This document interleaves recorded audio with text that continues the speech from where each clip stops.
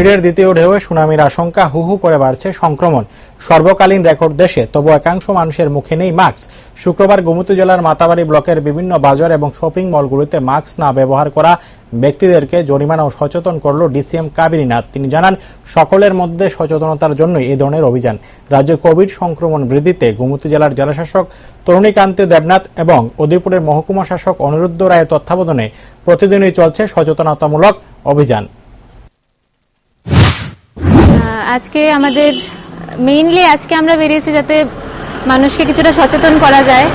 আমি মাতাবাড়ি ব্লক এরিয়াতে এখন মাতাবাড়ি থেকে শুরু করেছি অভিযানটা।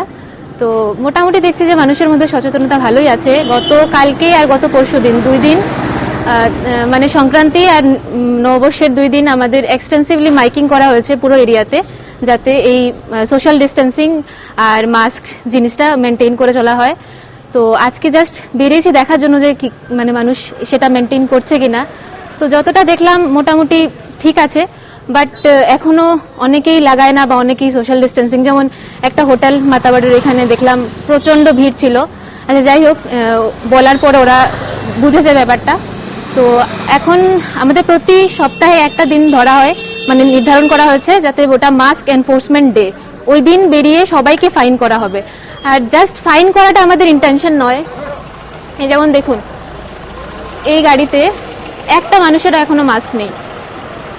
যারা মাস্ক নেই তাদের কত টাকা করে ফাইন করা হচ্ছে? ইন্ডিভিজুয়াল যারা প্রথমবার মাস্ক পাওয়া যায় না যাদের, ওদের 200 টাকা করে ফাইন করা হয়। আর তারাই যদি আবার দেখা যায় যে সেকেন্ড টাইম মাস্ক পরছে না, হ্যাবিচুয়াল অফেন্ডার, ওদেরকে 400 টাকা করে ফাইন করা হয়। আর সোশ্যাল ডিস্টেন্সিং মেনটেন না করলে 1000 টাকা করে। শুধু ফাইন করাটা আমাদের উদ্দেশ্য নয়, আমাদের উদ্দেশ্য হচ্ছে মানুষকে সচেতন করা। আমরা সবাই জানি যে কোভিডের সেকেন্ড ওয়েভ এখন চলছে। ফার্স্ট ওয়েভ থেকেও অনেক খারাপ অবস্থা এখন সিচুয়েশন চলছে বাইরে। আমাদের ত্রিপুরায় তবুও এখনো মোটামুটি একটা মানে ভালো কন্ডিশন আছে বলা যায় বাইরের তুলনায়।